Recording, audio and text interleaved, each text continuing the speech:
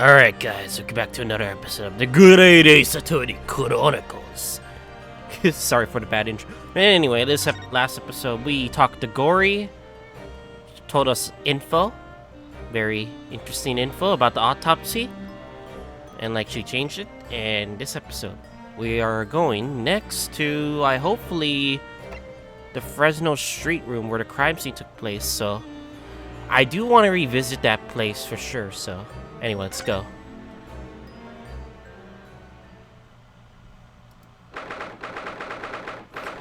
Second November, room on Fresno Street. The police are still busily investigating here today. If you guys hear an air conditioner, I apologize. It is hot in the near the summer, and it's very loud. So yeah. But Gina's nowhere to be seen. Where is she? Yes, it has been blissfully quiet, hasn't it? Perhaps she's out investigating on her own, practicing what her boss taught her. Well, I expect she'll be back before too long. Shall we wait? Actually... It's actually... I think we should actually... There's something different about this room since last time we were here, isn't there? Always use the time to investigate more thoroughly. Huh. Alright. What have we already checked? Let me check this. Photograph of Mrs. Vigil. Realizing the identity of this lady was a very great clue to exposing Mr. Gossip's true identity. He obviously loves his wife very dearly, which is why he felt he couldn't tell her the truth. The transformation was incredible, wasn't it? That's from that big twisted lip. Yes, he went to extraordinary efforts to play the part of the Lu Hu Boon convincingly. Although it didn't really seem like it was much of an effort to me. Now that you say it, I have to agree. It's almost as if that was Mr. Vigil's true character. That's really very hard to fathom at times. Alright. This is where we found the print. There are details of the case stretching back over 10 years on this notice book. Yes, a history of Lord Von Zieg's defeats in court. I don't think that's an appropriate description. Although, when you consider everything on the board, it's certainly true that all these people had a background of a dubious dealings. In the end, of course, the board itself concealed the inspector's own death. Oh my, it really doesn't bear thinking about. To think that board took an interesting turn of the case.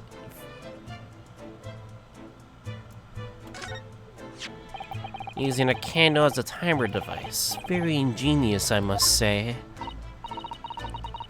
Yes, the culprit arranged it so that the firecracker would be set up at 5 o'clock and then left. So that a loud bang was heard at precisely the moment Lord Von Zieks arrived. Yes. Time murder. If only he hadn't picked up on that gun from the floor. Something you probably told yourself once upon a time, imagine! Oof. Yes, I learned that lesson by bitter experience. I would have turned and run a mile for sure. Which may not have done you any favors either. Well, to be fair, even though you got caught, you still were able to see, like, John Wilson's body at least. Catches your eyes as soon as you enter the room, doesn't it? It's such a bright color. It certainly makes an impression, yes. They can't possibly commit any crimes, can they? I mean, redheads stand out like a sore thumb. I'm afraid your jet black Japanese hair, we stand out as much as here in London. Huh. I suppose that's true. You mustn't think of committing any crimes, Mr. Naruhodo. I wasn't. Alright, tape on the floor. If it turns out that Gregson didn't actually die in here at all, where on earth could he have been killed? No, I'm pretty sure he's dead. Well, one way or another, we must find out, for the inspector's sake. You know, you look awfully pale again today, Mr. Naruhodo. Sorry, when I start thinking about it all through, I conjure some horrible images in my mind. Your imagination is the culprit then. Most certainly guilty. Guilty. It's like, huh?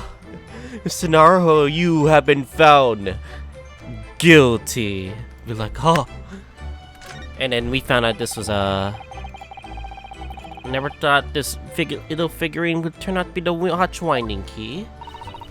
Suppose he's a policeman because the pocket watch was a gift from Scotland Yard.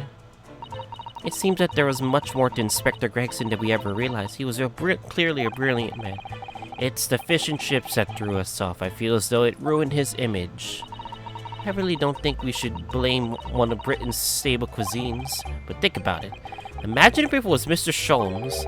How would you feel instead of that old briar pipe that's always in his hand? Mr. Sholmes had a bag of chips. Rather disappointed, if I'm honest. Exactly. Gun. This revolver. Who does it belong to? Well, we know it's a type issued to members of the police force and judiciary. Are you sure that's not Gregson's gun? But Gregson's own gun was found on his own. Oh, okay. And of course, Lord Von Zieks has admitted to losing the fire in which he was issued. Such absent-mindedness, not dissimilar to you, Mr. Naruhodo. I'm starting to think the cold, hard prosecutor I could become friends after all. Then I wish you every success. Alright, let's just check out this cape. This little trunk wasn't here before, was it? Oh, it appears to be made of metal. It must be very heavy. I wonder who to it belongs.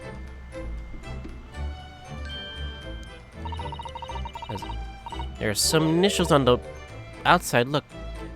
TG, Tobias Gregson. Let's ask one of the policemen if they know how it came to be here. Oi, what do you think you're doing? Oh, it's Gina. That's my trunk, that's it, and that's off. Gina? But where are you hiding? I don't know. You leave something unattended for a few seconds and every Tom, Dick, and Hardy's got greedy eyes on it. Just a wild guess, Gina, but... What, spit it out, Odo? Is it fair to say that you only owned the trunk since this morning's trial? Nani, what? What are you trying to say? Come on, this trunk goes with me everywhere as always has. Where have you been the last year? Try not to incur your wrath, mainly? Anyway. Alright, let's talk to your boss. You should hear them talking at the yard now. They should be ashamed of themselves. They're saying that it was the boss who killed all them bludgers. Ah, you mean the whole Reaper thing? Yeah. Apparently, the boss was investigating something no one else at the yard knew nothing about. Stuff to do with all them criminals what off got scot-free. Yes, the ones who prosecuted by Lord Von Zieks who used bribery and corruption to evade conviction. And then obviously, it was that blooming Reaper that gave me the orders, weren't it? But why would people be suspecting Inspector Gregson being involved in the killings? There was a notebook in his office.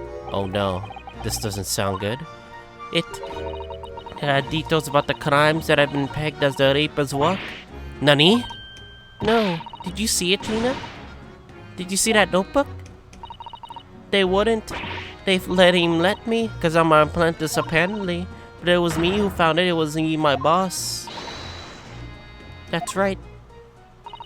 Well, that's interesting. The notebook.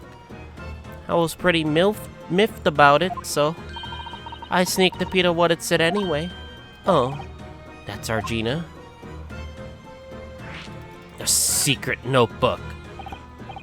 So you managed to see what was written in Gregson's secret notebook anyway, did you? Wait, I see it. It's my right to read what I wrote. What he had written, Gina? Dates, times, places, names, and all a long list of them. All details about the bludger supposed to have been by the Reaper.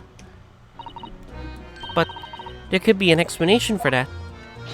Perhaps it was a record of the inspector's investigations into the Reaper's activities. Exactly, that's what I said. That's the first thing you think, right? As it happens, it was full of names that I recognized anyway. Well, the Reaper's targets were almost exclusively known leaders of London's criminal underworld.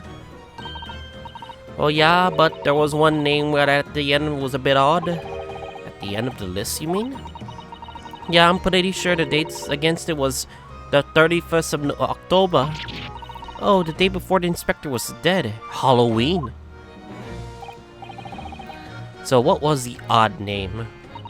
It weren't like a name I've ever seen before. It was something like, Nah, it's no good. I can't remember it. I don't think it was an English name, put it that way. Oh dear, what a pity. There was something else too. I don't know if it matters, but the same name kept coming up over and over. Shin, it what? I don't suppose it means anything, but no. Asa Shin.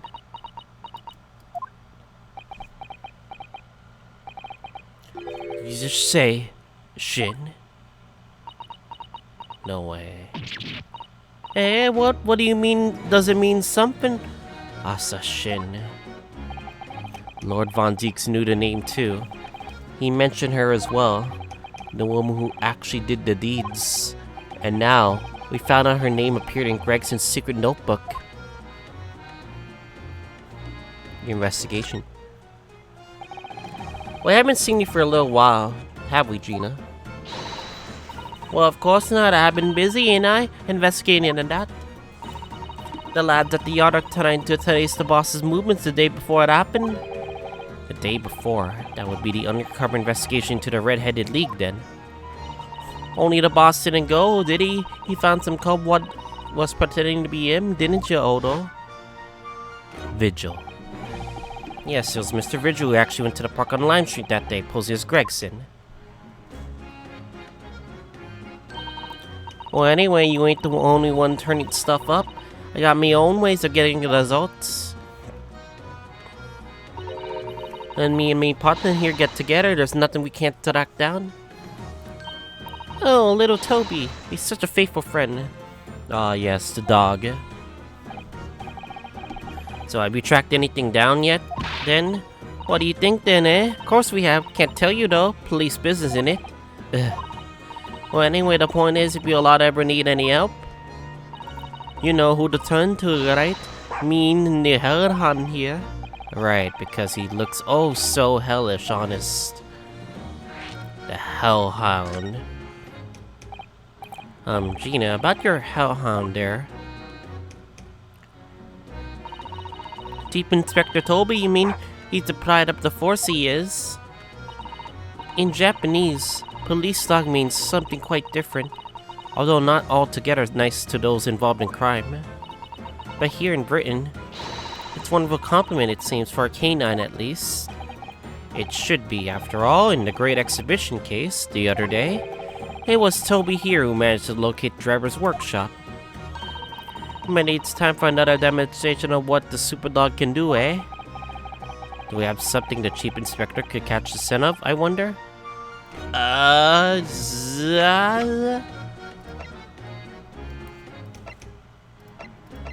Pocket watch? Could it be the... The question is, yeah. Maybe Gregson's scent is on that pocket watch. Well, Chief Inspector Toby, if you wouldn't mind having a sniff of this. How much sniffing? He might be a little too keen, don't you think? What the fuck? The Chief Inspector made short work of Gina there. Ah, looks like he's gone too. Oh my, that trunk clearly still has a very strong scent. Of Inspector Gregson. In other words... Wait, what? What is this? It must have belonged to him.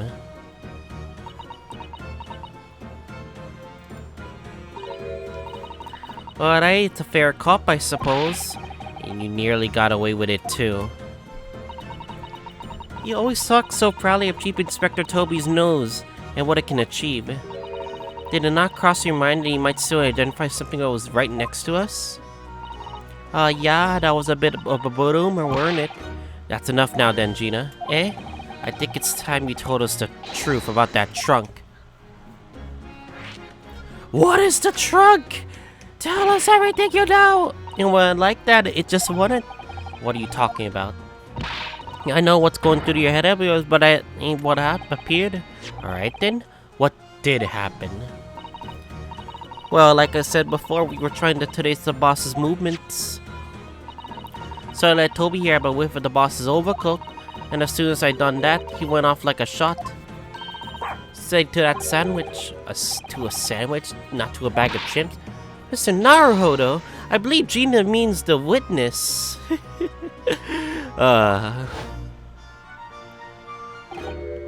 Oh, I forgot.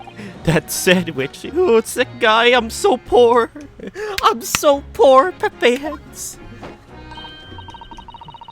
Yeah, he did it in between the wooden boards of the boss's trunk. You mean when they heard the sound of like a gunshot and piled in here? Exactly, he nabbed it from the scene. Goodness. Mean your chief inspector gave that sandwich a good grilling, and you know what he said? I thought it might fetch a good price. The chap wouldn't be needing it anymore, so... But that's not all I did. Nothing more, nothing.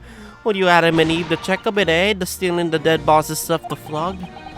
So Miss Venus wasn't the only one to meddle with the scene of the crime, then? How could they? Well, anyway, that's how it happened. And it's pretty decent trunk, so I figured I might as well make use of it. Is there something wrong with that, eh? Well, maybe you and Mr. Sandwich should try to find the answer to that question together.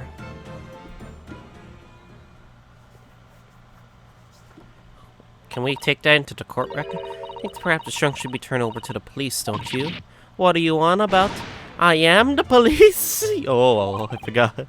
Gina, if you wouldn't mind, can we maybe examine it?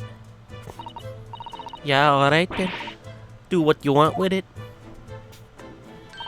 Thank you. You shall make a detailed record of our examination of the evidence. Gregson's trunk can be entered to the court record. Check the court record! Before I be concerned about the growling.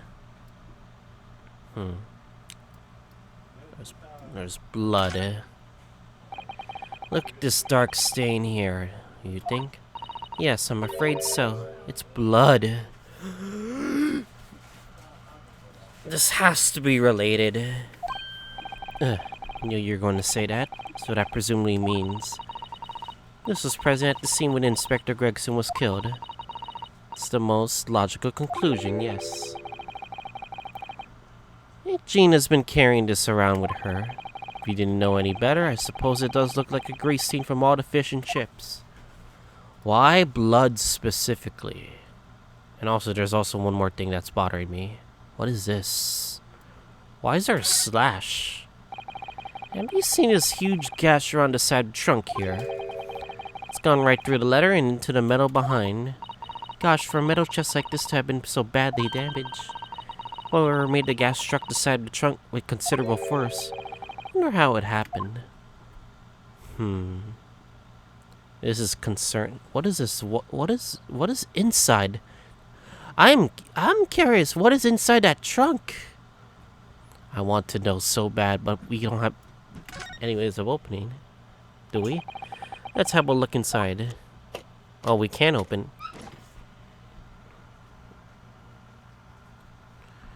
Alright. Is that bottles? What is this? Will? Huh, what's this?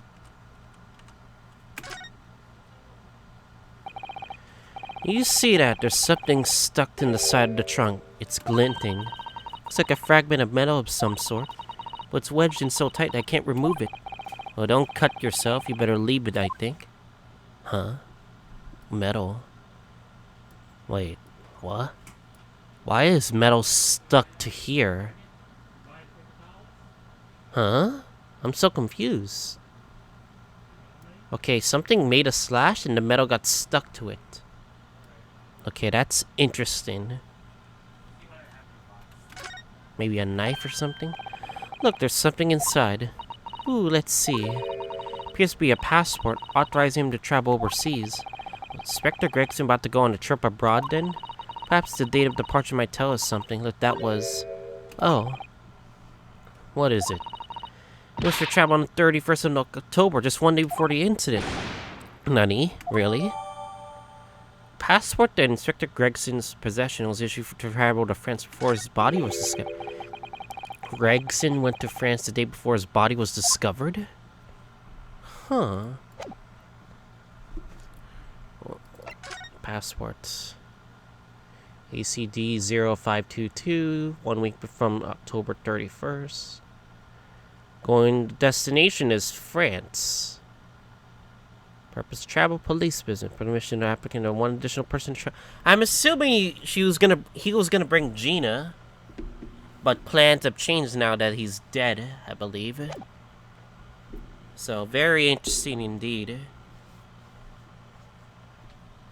Very interesting. What's the matter with Toby? Why is he acting so aggressively towards me all of a sudden? Mr. Naruto, be careful, it must be the trunk. Ah! Ah! Toby, oi, what are you doing? You're gonna lick his face off. Naruto, Mr. Naruto! No! Tina, quickly, hail a carriage. What the fuck just happened?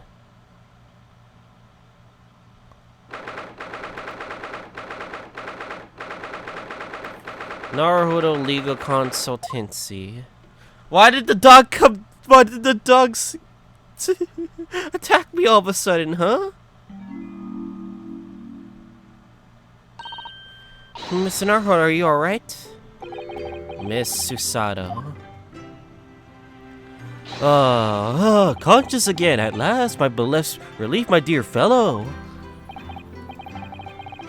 After all, to drop dead in a moderate licking by a small terrier is mostly unseemly. Wait, he just licked me to death? Okay, that's just sad. That's just sad. What is or isn't seem irrelevant here, Mr. Sholmes? So glad that there was no lasting there. How are you feeling? I'm fine, thank you. Did you bring me back here? Oh, what's this on my head? A band-aid? The dog attacked me, oof. Sadly, we had no ice. That's a compress of sugar water. Don't worry, Mr. Naruto. There's a first aid treatment for that my father taught me. Oh, thank you. So sick tea when you're feeling up to it. Of course, no sugar in the patient's cup. The bump on my head is throbbing sweetly enough, don't worry. Whenever you feel ready then.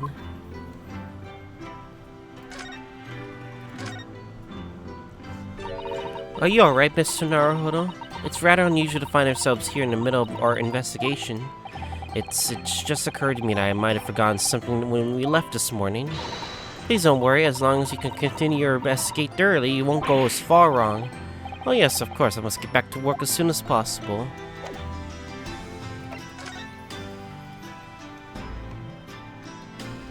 Dr. Gregson. Thank you for your concern, Mr. Sholmes. Ah, my dear fellow, think nothing of it. I must say I was quite startled when I heard you been attacked by a dog. For a moment, I feared that the infamous murder of so many have come back from the dead. You mean the Professor, hounds of the Baskervilles. Fortunately, I see your prize strode us unscathed. That stiff turn-off collar of yours obviously afforded some welcome protection. Was I that close to death? All I remember is the dog licking my face over and over and over again. Well, if you wish to avoid such troubles in the future, a little mustard spread on the cheeks should do the trick. I should think that would balance the sweetness of your bandage rather splendidly.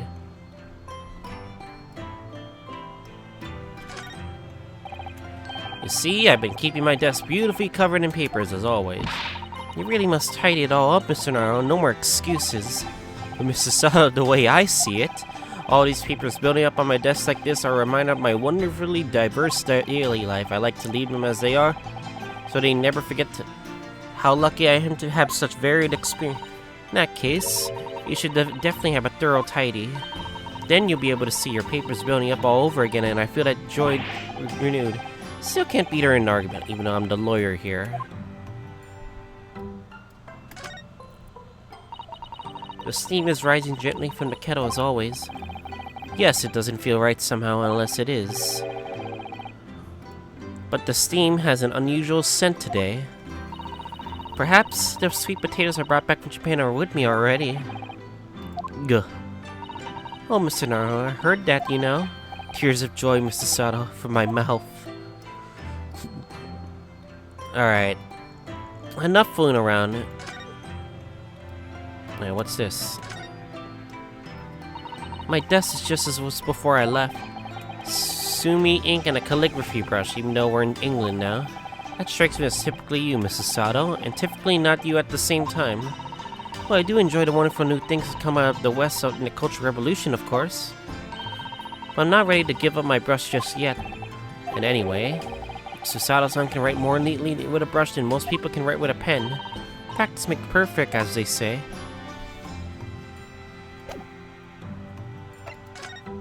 Alright, we just go to the suite, I guess.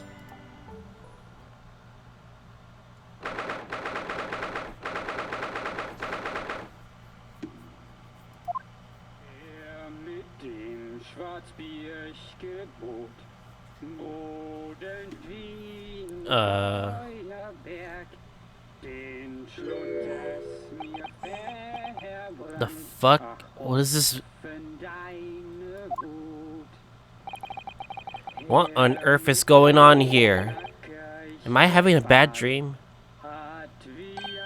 Ah, no, it's an old gentle German folk song. Rather a fine rendition, I think. That's the least of my concerns. Iris? Iris, what's the matter? Who is that sprawling, that relaxed gentleman over there? Iris, is she even listening? Oh, excuse me, sir. I do apologize for troubling you whilst you're singing so merrily, but would you be kind enough to explain the situation? He's asleep. Well, that worked. A crooning gentleman and a mute young girl. The rather tantalized cause I don't know what that word.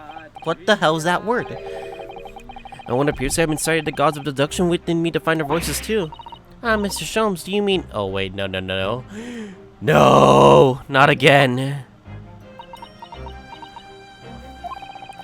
Strange the reasoning with theme we are playing as now is a delightful duet. One melody sings of a reunion full of nostalgia. Whilst the other is a morose theme about the great secret you're trying so desperately to conceal, Iris. Why is Iris being like this? She turned as white as a sheet. So as usual, oh, maybe that's why Iris left earlier. You instantly seemed to the very heart of the matter. And by the time my own brief performance is over, I feel assured this gentleman's song will reach its finale. So then, to Music Land, where it's all sweetness and delicacy and harmony. Pray do enjoy Herlock Sholmes' latest logic and reasoning spectacle. Oh god, another deduction. Alright. The great deduction. The game is afoot. Topic number 1. Man's identity. Who is this man? Firstly, we consider the gentleman's nationality. Clearly, he's German with no grasp of the English language. As evidenced by the German accent he sings, apparently inability to understand what if he's singing, why isn't his mouth moving? So why is the man here at all in such apparently in high spirits? The answer, of course, Iris, is clearly known to you. Indeed, we only need to follow the gaze of those bright young eyes to unravel the particular part of this mystery. The reason for the man's mildly irritating warbling is revealed by the herbal tea. Even Iris thinks he's probably wrong. You obviously offered our German guests a cup of your latest herbal blend. Tea's delectable flavor has made the man's spirit soar, and resulted in this joyful dinning tumbling incessantly from his lips. He's not even singing. I eagerly await sampling the flavor myself, that I may join the fellow in this state of elation. Nyeh. Now to the next question. Who exactly is this gentleman availing to himself so thoroughly of this settee?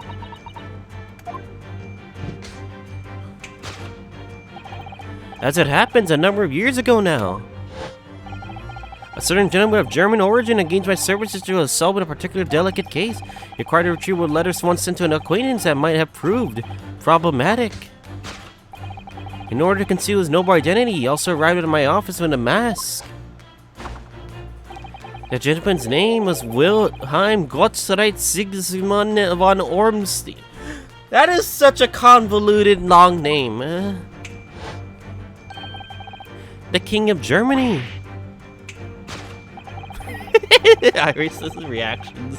In my memory, sir, the mask worn by this gentleman is identical. Yes, there can be no question that mask belongs to the King of Germany. What, Germany? It would appear that His Majesty remembers the fine service I afforded him, and has decided to show his face again, mask and all, in order to express his gratitude. A well-mannered monarch indeed, wouldn't you agree, my dear fellow? So identity of this mask fitter is in fact my former client, the King of Germany. Indeed, his son is currently in London as well, enjoying the wonders of the great exhibition.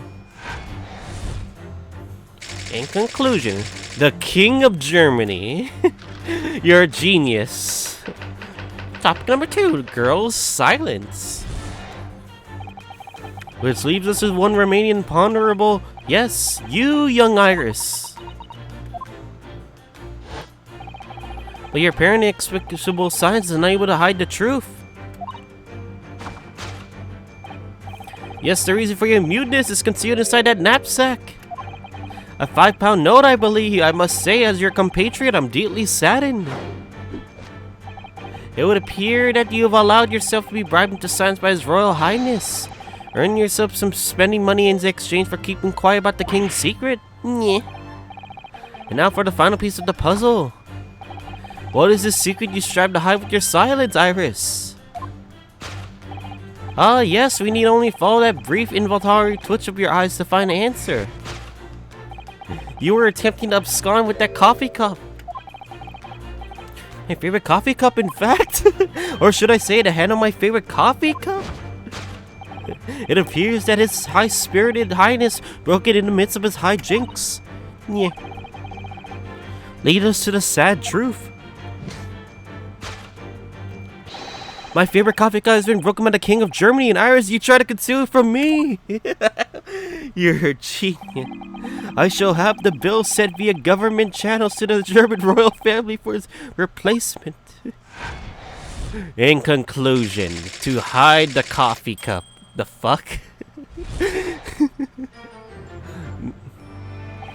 Thus concludes Herlock Sholmes' great deduction of this painful puzzle. I am not convinced. Even I'm not convinced. But your silence as well, the fellow's jovial warbling rather rings in his ears, does it not? Huh. Mr. Sholmes, I must say something does rather trouble. Pray, Mr. Sutter, do tell. His Royal Highness doesn't appear I've moved a muscle since we arrived. Ah, and you haven't said a word either, Iris. If Mr. Sholmes has it all right, you might as well own up to it now. Nope. Nopers. Your reasoning is entirely without substance, I must admit. And I won the other thing, Mr. Sholmes. Any other grievance, Mr. Narhood? Surely not. Well, I actually read the story of that case recently, one you were just describing. According to that, at least, it wasn't the king of Germany, it was the king of Bohemia. Ah, goodness, was it? Yes, that's quite true. Master Gotz, the prince, testified that in court. In his words, I have come to see the great exhibition all the way from home in Bohemia. Ah, Gotz. Oh, case 3. I would ask you didn't keep that minor error to yourselves. It could have easily become quite a scandal. Shut up. We're gonna fucking fix this shit. Believe Mr. Naruhodo that it's our turn to make some corrections to a number of minor errors that may have slipped in. Yes, even Mr. Sholmes is willing to admit he might be slightly wide off the mark this time, although it's clear that Iris is definitely hiding something. He found the truth behind this mysterious scene. I'm one troop is incontrovertible. My favorite coffee cup is no more. So, shall we embark again? Joint participation, I'm sure Russia's logic reasoning is spectacular. Here we go again. Course correction. Hold it, Mr. Sholmes. Alright, let's skip some dialogue.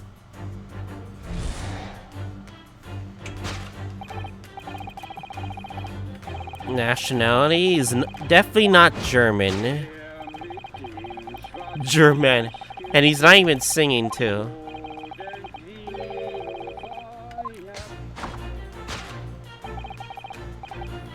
I like this OST. Who is this man in the mask? No. So what? It's some mix of herbs that give you the urge to sing? Good goodness, I should like to try some. And I'd like to hear your singing, but this man... That's how long does he intend to keep up with that tune, do you suppose? As I say, he's been stuck still the entire time if you look closely. His lips aren't even moving either. Ah. So I'm not sure what's actually responsible for this spirited singing. It must be the... Suspect the answer lies at the end of Iris's gaze. Are you sure it's... it must be the herbal tea! You're a genius, sir! Well, the cup's empty, that's for sure. Suppose this mysterious gentleman may have drunk the content. Iris's special blend are quite delicious, I agree. They always make my heart sink, so I can understand wanting to vocalize those feelings. Certainly. In fact, Mr. Naro, you often erupt in boisterous laughter after drinking Iris's tea. I do? Maybe I should take some lighter laughter lessons from Mr. Sun in the near future. Mask. We know this mask. Oh, you're right. So, does that mean... No, surely not. Wait. Is that Kazuma's mask? Couldn't be. No, it's most definitely not him. Oh no, of course it's not. Thank goodness. But then, why is this gentleman now wearing it? I'm afraid once again, I really have no idea.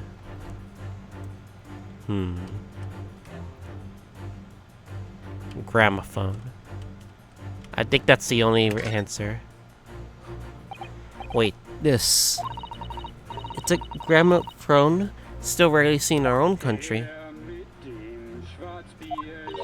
Sound certainly appears to be coming from the horn. But machines singing? That can't be right. Science and technology are changing the world rapidly, Mr. Naruhodo. What's right is changing too.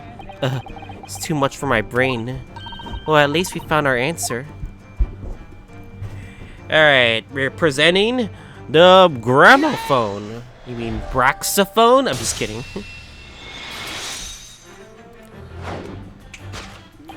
The reason for this man's mildly irritating warbling is revealed by the gramophone. Indeed, for no well-bred gentleman would break into an obscure folk song when making a social call. In other words, this gentleman isn't singing it at all, in fact. It would appear that the fellow is unconscious.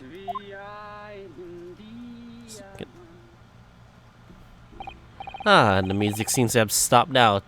With absolute worst timing, by the way. I ask you, Mr. Naruhodo. Yes? Why would I purchase a recording of that gibberish? How should I know? Well, never mind, on with the deduction. Who exactly is this gentleman availing to himself thoroughly of the city?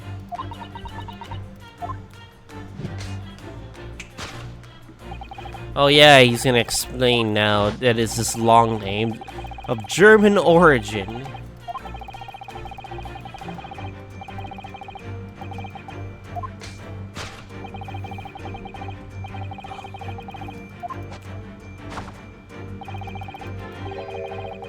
Yeah, it's not Wilhelm Gott, right? Well, blah. The King of Germany. The King of Germany. The King of Germany! It's Cosima, isn't it? Although we have already established that was actually the King of Bohemia, it seems that Sholmes intends to persist with his Germany theory for some reason.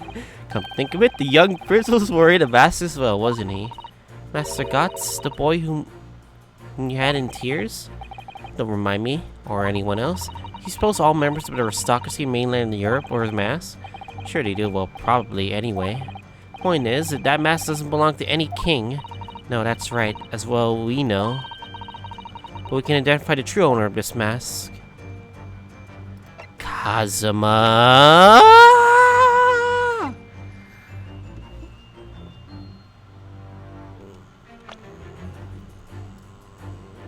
Yeah, it's Cosima for sure.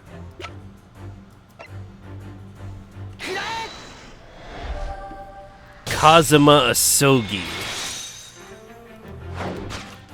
Yes, there can be no question. That mask belongs to Cosima Asogi. In other words, my memory is sublimely unreliable.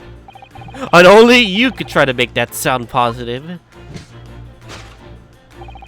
Cosima's mask has been languishing on this metal chest for several days. Though that doesn't explain why the gentleman is wearing it now. It is now a simple matter to determine our guest's true identity. After all, the gentleman is unconscious. We need only excuse ourselves in advance, gently lift that mask and peer beneath it. Mikatoba. No way. I don't believe it. Ah! Father! It's like, huh? I'm afraid, Mr. Sutter, you mustn't assume. No, I think not, Mr. Sholmes. Then it would appear that our logic and reasoning has once again revealed the truth. This mysterious visitor is my unconscious father, Yuji Mikoto. I like the pose she's giving off right now. But why is Iris being silent? Logic and reasoning, or just looking insane?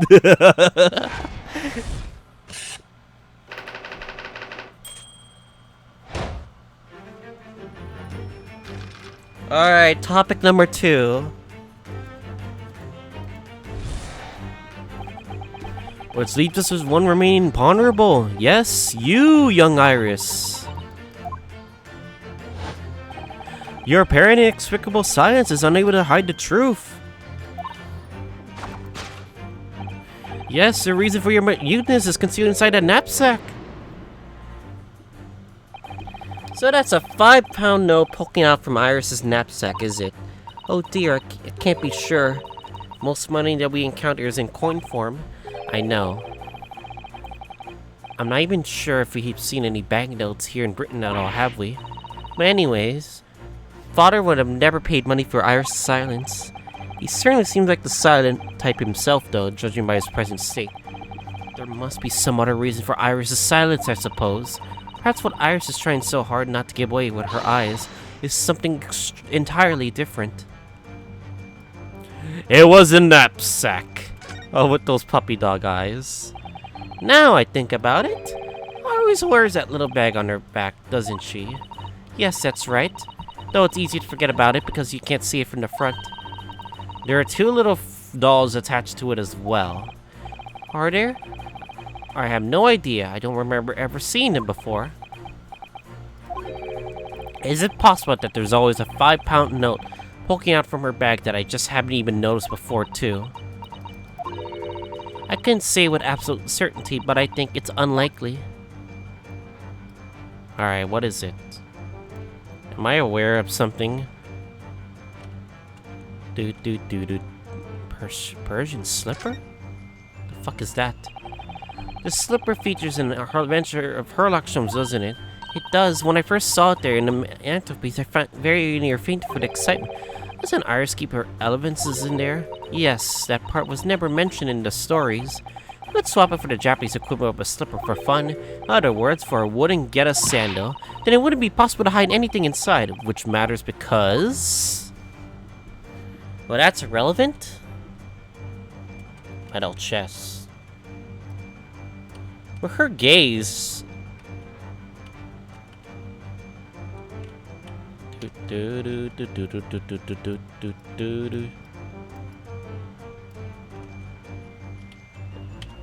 It has to be the... Oh no. Oh, we're bringing...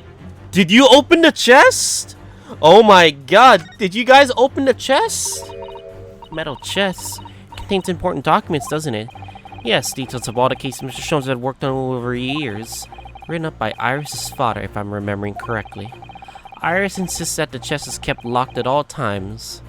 She's never once shown me inside. Well, its contents are invaluable to her, I suppose, and entirely irreplaceable. Well, look at it now. The catch is unlocked for once. Ah, so it is! That's hard to ignore. Very. I've never seen that chest unlocked before, and all the time we've been staying here at Baker Street. Sholmes? You got... The chest is finally open. What's inside that chest?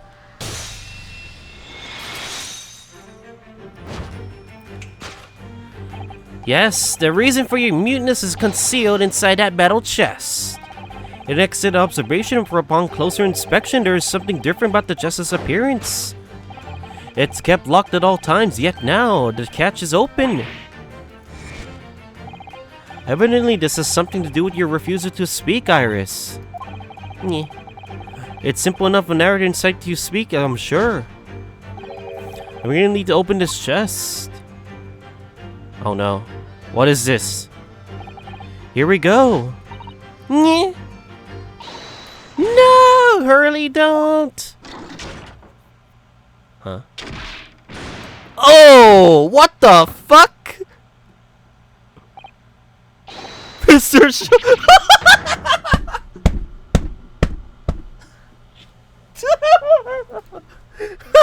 Sorry. He's dead. No. So that's what happened.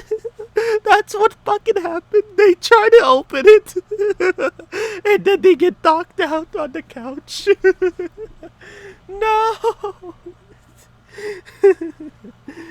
Okay.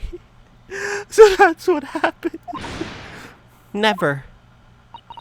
Oh, Hurley, I told you not to open it.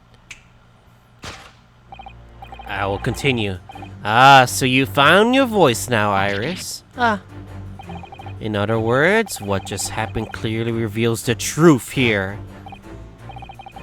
Yes, the real reason for your silence until now is somewhat different to the usual dance of deduction you perform with Mr. Sholmes, isn't it?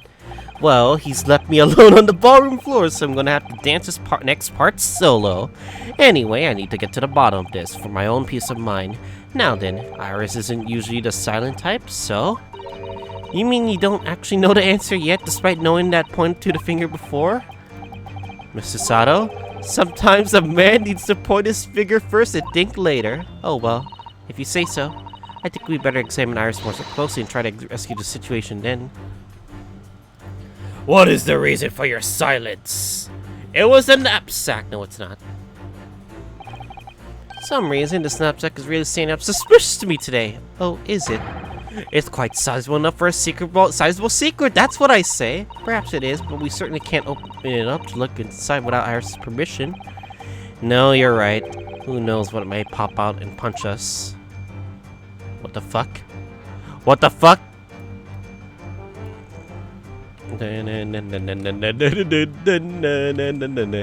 Her skirt. What's under the skirt? I'm just kidding. Iris always dresses in these frilly clothes, doesn't it? I always thought the skirt was rather delightful. It's pretty sizable with all those frills. Sizable enough for a sizable secret. You seem to be rather fond of that idea. Well, you certainly can't go investigating further. Does it look like that's what I was thinking? Yes. I like how they're all passed out there. Oh, they're dead. They're dead. In the same key. What? It's a Kingdom Hearts key. It's a key she's holding, look. I'm sure that wasn't in her hands before, was it? No, you're quite right. It appeared as if by magic. That's strange. A big old iron key. Where did it materialize from? It was the key to Kingdom Hearts 4. I'm just kidding.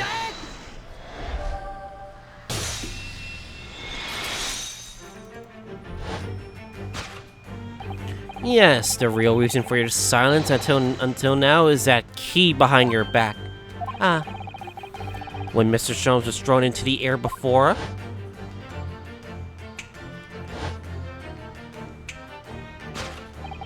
just before you called out to try to stop him, you slipped something out of your mouth.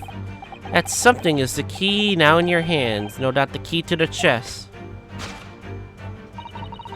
You're so clever, Bruno. So now it becomes clear. Thanks to Mr. Sholmes' graphic demonstration, we can well imagine what happened here. But Professor Mikotoba also opened that metal chest only to be punched into the air and landed sprawl on the settee. But wait, that doesn't explain all the facts. What about that stylish scarf and the cup of tea and all above all? And why would he wear Cosmo-sama's mask? Well, for those curious details, I could think of only one explanation. Clearly an unbelievable miracle took place in this room. Isn't that right, Iris?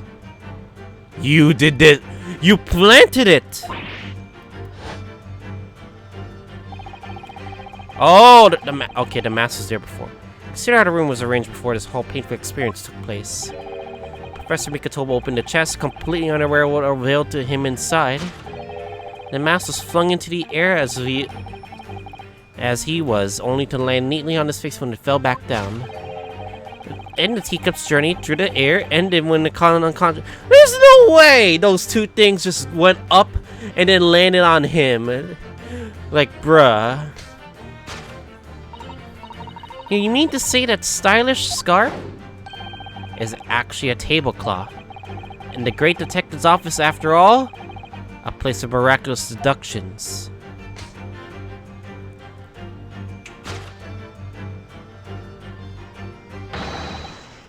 Would you expect anything less? Yes, you're right. Happened exactly as you said. Brilliant, Runa. Well, why are I just don't understand you have to be puppy dog eyes about it, but whatever. Thus concludes Ryunosuke Naruhodo's great deduction of this punchy puzzle.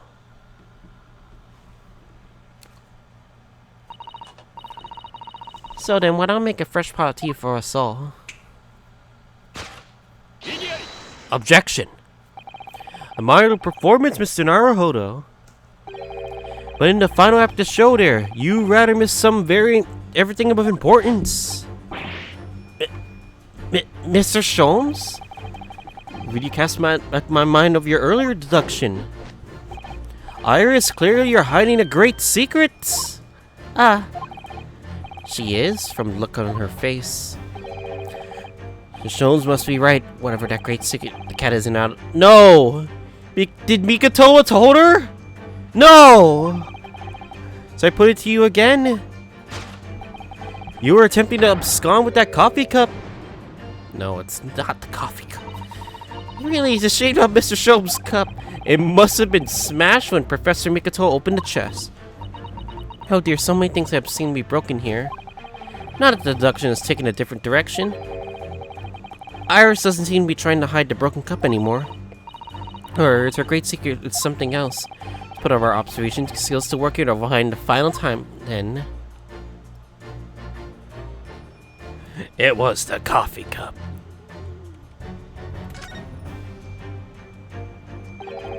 Mr. Sholmes' favorite cup. Or what's left of it. Just the handle. It was obviously hurting to ear along with Professor Mikotoba. If only it had been this cup that had caught on his finger before it hit the floor. Yes, but anyway, whatever Iris is trying to hide, it's clearly not this handle. What are you hiding, Iris? It's the knapsack. Surely this time at last, the knapsack's going to be the answer. I'm really not sure why you're so intent on showing Iris's bag to be complicit in these events. Because it's a sizable bag, not for big enough to carry things around, Mr. Nara. That's what bags are for. So the knapsack may never see the limelight, you mean? I really wouldn't like to say.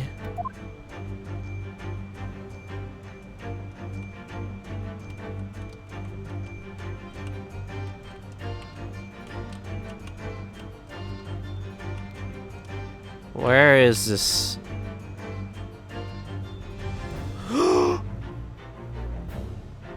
It's under. It's under. Oh my god, the case file. Look. There has to seem to be more paper.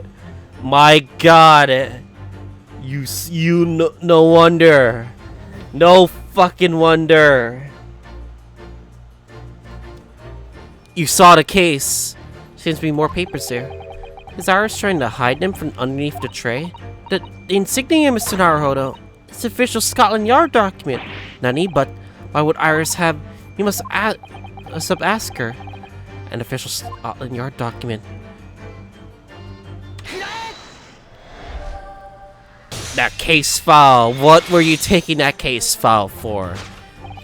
You were attempting to scam with that case file. Iris, as you know very well, nothing escapes the attention of a great detective. Oh no.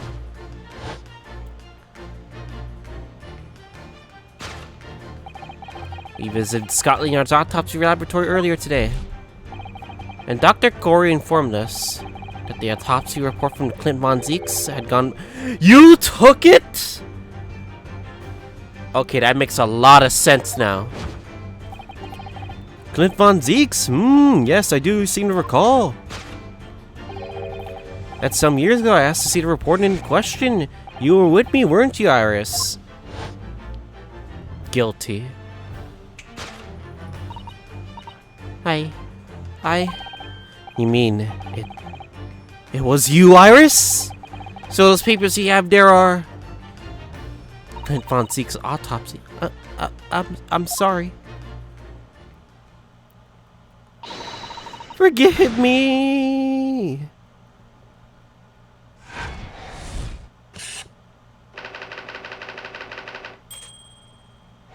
Hide the case file. Deduction complete. It's elementary. Iris. Why would you hide the case file? This is such an important case. A closed trial case that we probably will need, likely. In truth. I would like to have thought that you could predict that booby-trapped chest. But it caught me completely off guard. I was very neatly the late consultant detective Herlock Sholmes. I'm sorry, Hurley. So you mean this autopsy report really is... Yes, I took it from the lab. Even though I knew it was very important. Was there something that troubled you, Iris? Not exactly something that troubled me. Something I've been looking for. When I saw this report, when I saw the writing in it, I knew it was Daddy's. John Wilson's? The writing? Your father's writing? What do you really mean? Iris? It must be something that's hard for her to talk about. Forgive me for interrupting, my dear fellows. Mr. Sholmes, what is it? I feel as though the poor unconscious gentleman on the settee has been somewhat forgotten. Father. Perhaps we should find our guest somewhere more peaceful to rest. Mr. Naruhodo. Yes. Will you be so kind to let him in your bed? We must do our best to make him feel very comfortable. I feel. Oh yes, of course. I'll help you carry him up. So will I. No, I can imagine alone. Thank you. You have tea to enjoy. We wonder what Iris has brewed to stew. Because there's no better way to make the professor comfortable than dragging himself upstairs like a trunk. I wonder. Perhaps that was deliberate. Maybe Mr. Shumps is making himself scarce to give Iris a chance to talk more freely. You must use this opportunity to talk with Iris. Find out what's going on.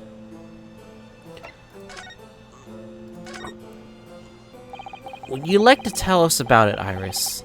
About your father? I'm sure I told you before, didn't I? Daddy used to be a Hurley's partner. Yes, and all notes about that cases they solved together and are kept inside that metal chest. That's what Hurley told me, you see. He said that Daddy's somewhere far away now, so we can't meet. That's one way of describing it. And then, when I secretly unlocked the chest and read through the papers inside, I started to build a picture in my mind of what Daddy must be like. Well, that's only natural. You're just like any other girl of your age. I read that Daddy was a professor of medical science, so I studied and took my degree too. Well, that's only natural, I suppose? In that respect, you're not as quite like any other girl that age, though. But there was one thing that I can never find out. Daddy's name. His name wasn't anywhere in any of the notes he made about his work in Hurley. But then one day... That's what happened, is it? When you saw this autopsy report, you finally managed to work it out. Is that right? Yes. It was the handwriting in the report that caught her eye. Shall we tell her? When I saw the writing in that report, I could hardly believe it. I know that handwriting. I thought to myself, because it was the same as the writing you see on your father's case notes? Exactly. I was so desperate to compare the two properly, I needed to see them side by side. I asked the doctor in the laboratory, but I was told I couldn't take the report away. And even worse, I was told that the first and last time we'd be allowed to even look at it there. So you decided to steal it. Well, when I compared the autopsy report with the case notes I had here, there was no doubt. The handwriting was exactly the same. It was Daddy's. And the signature of the recorder at the bottom of the autopsy report read John H. Wilson. And that's how I finally found out. I learned that Daddy's name at last. I see. Ever since then, I've called myself Iris Wilson. And that's also when I had the brilliant idea of writing stories about Daddy's exciting times with Hurley. Said that there I write the adventures of Herlock Sholmes. Oh, Iris, I had no idea the stories are quite such a deep personal significance for you. We have to tell her! She's gonna find out eventually about his father is dead. We have to tell her. I could see why the autopsy report was important to her now. But why was she prepared to break the law to get her hands on it? We need to tell her the truth. We can't hide it from her. Let's apologize, Iris. This is really all my fault. Hurley? I made a promise, you see, that until the time was right. Yeah. I keep the details about your father a secret. I know. I've been very naughty. I'll take the autopsy report back to Dr. Gore and apologize, I promise. Ah, yes, we'll go together, I think. Then, let me look after it for you until we get there. Can I look at the court record? Yes, okay. Clint Von Zieks died, age 33. Coroner was John H. Wilson. Nationality was British. Time of death was between 9 p.m. and midnight, the 31st of May. Death from a single stab wound to the heart. Oh, there's sufficient external indicator of a duel? What? Wait, duel? Wait, he dueled someone? Additional notes, recent scarlet ink stains visible on the little ring fingers, the right hand, and in no document the corresponding ink was found. A duel?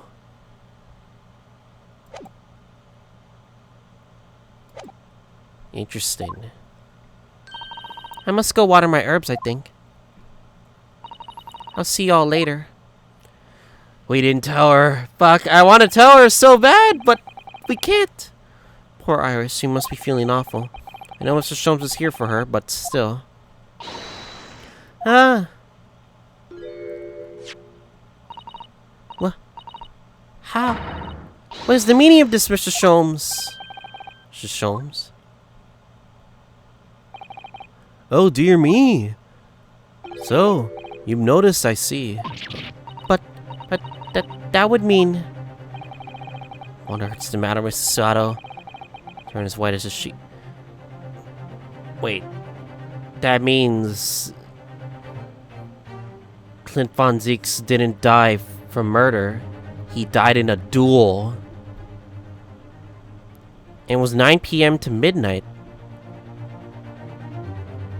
Oh my god. Hold the fucking second. Hold the fucking second.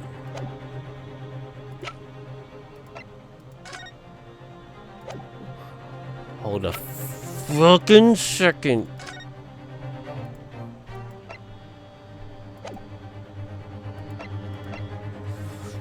My god.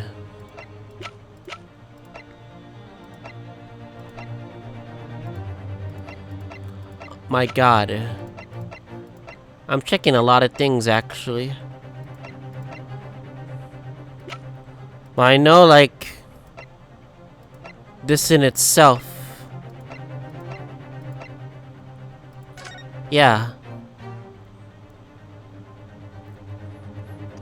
He died in a duel. He didn't die from murder. In a duel. Single stab wound.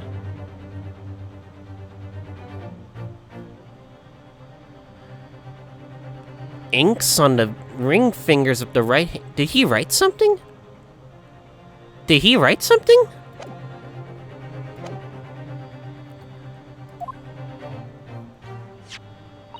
It's this autopsy report, Mr. Naruhodo. It's the one from 10 years ago. The writing. Isn't Dr. Wilson's at... Wait, what? Huh? What do you mean? How can you possibly know that? Wait, what? That's not Wilson? I know this writing very well. This writing. It's my father. What? Professor Mikotoba's? Wait, what? Indeed, it's true. And now you know. My dear fellows. No. I don't know anything. Wonder if all this means, Mr. Sholmes. Because the idea that's slowly forming my mind. Oh my god. Is your father involved in the case? Definitely. It's extraordinary to believe. Please, you have to explain.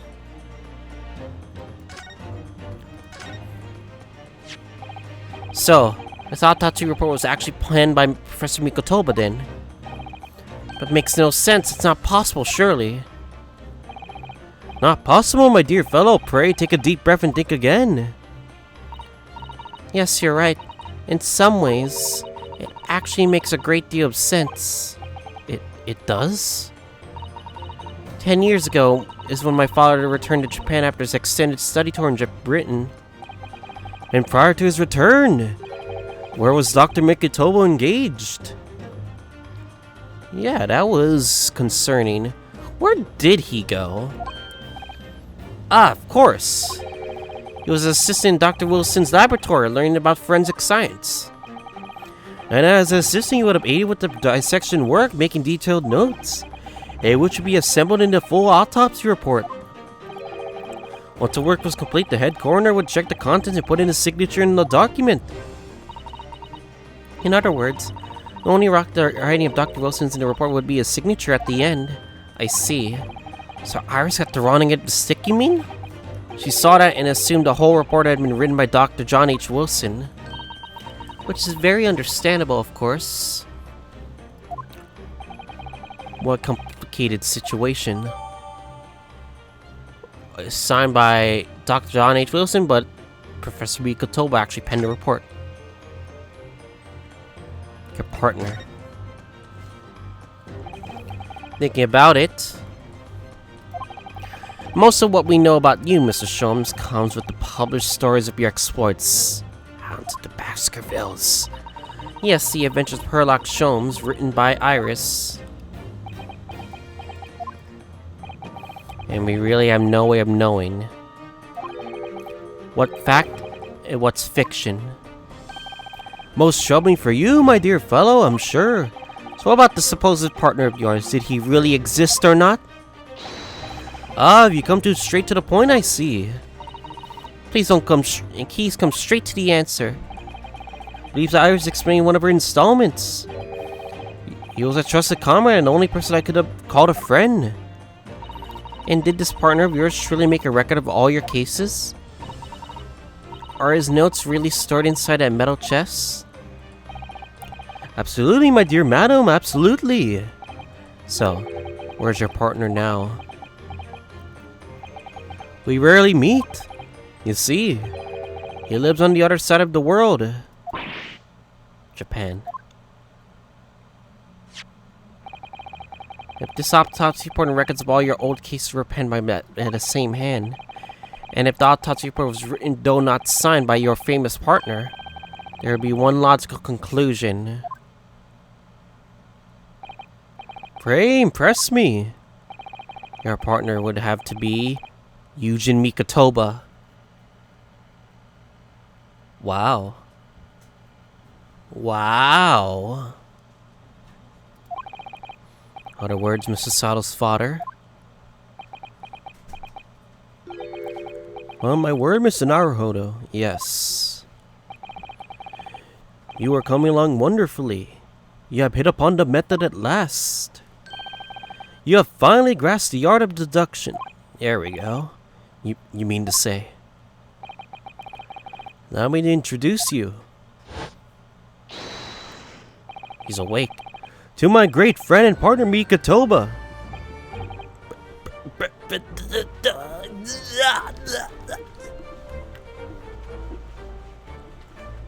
Wow. And thus the truth is revealed.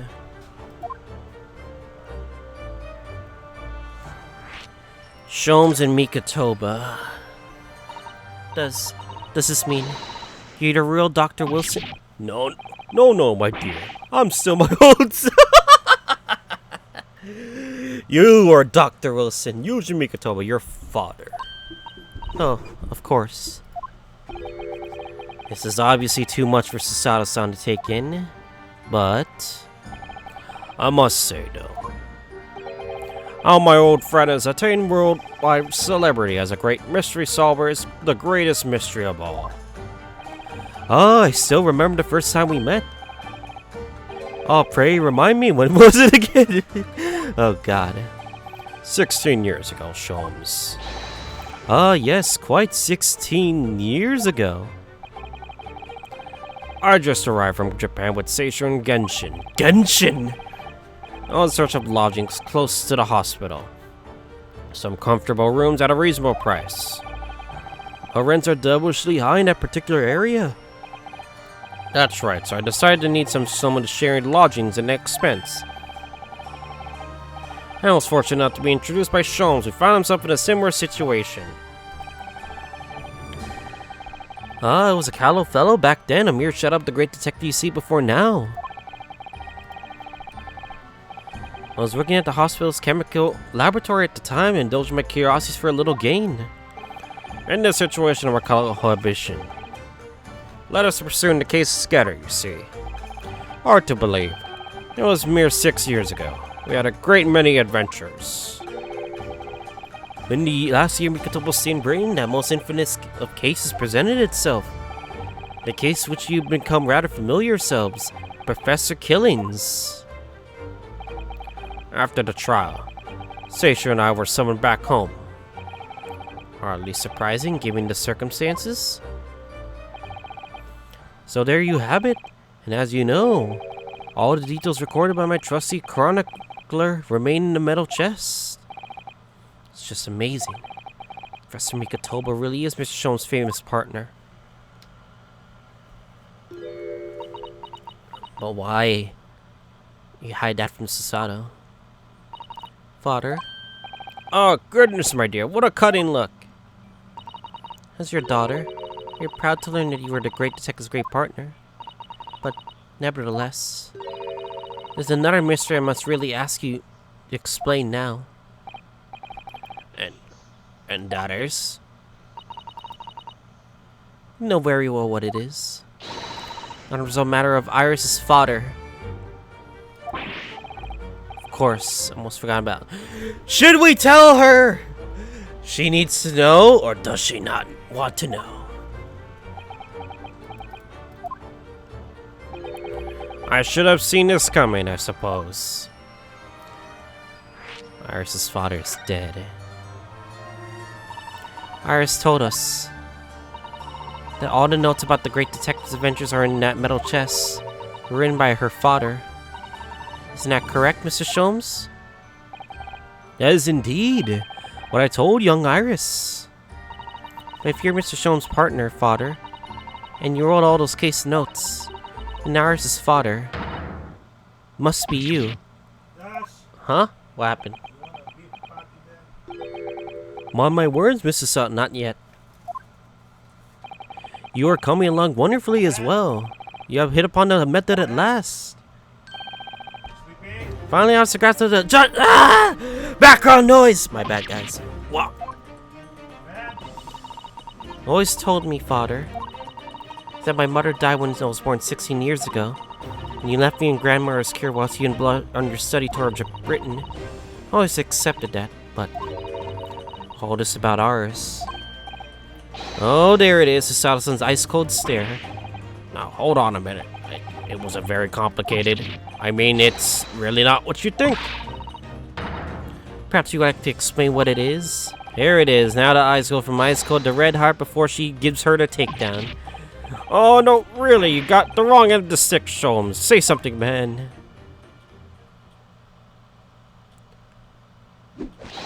That's quite enough, my dear fiery fellows, Mr. Sholmes. When did he get all dressed up? Also, I don't like to interrupt this exciting exploration of the past. Mikatobo and I have an urgent matter that requires a short excursion. But it's very late, Mr. Sholmes. Where must he be going? Why, my dear madam, is that not obvious? My partner and I must pursue our natural enemies. So, get your comb, Mikatobo. The game is afoot. But, Sholmes, I really must give Susato a full explanation, I think. Later, my dear fellow, later. Oh, come on! Oh, come on! Our carriage must wait her downstairs already. You have changed that. Oh, don't have you? I mean, really. I visited our home after 10 long years, and when I opened that chest and filled of nostalgia, I quite inexplicably passed out. So if that wasn't enough, I eventually regained consciousness. I plunged straight into all this. Father, please. Please call up Mr. Sholmes now. Nutty. I've no doubt that whatever happened, you were acting in everyone's best interests. I trust you completely. Sato. And sending the great detective and his great partner off to renewed adventures together. More than I could hope for my wildest dreams. Very well then. We'll speak again later. So, I believe your own work is done for today. I wish you the best of luck for tomorrow. Yes, Mr. Naruto. Good luck in battle, and reaching a decision. decision. We're gonna go back to Japan, I suppose. 今日はあまりにもいろいろなことが起こりすぎた。しかし後になって僕たちは知ることになる。その混乱の中にこそ全ての真実を知るために必要な手がかりがあったのだと。そして僕自身が覚悟を決めるためにもそれは必要なことだったのかもしれない。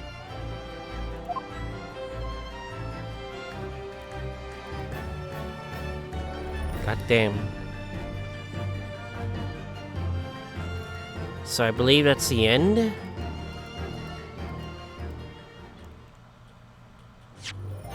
Alright.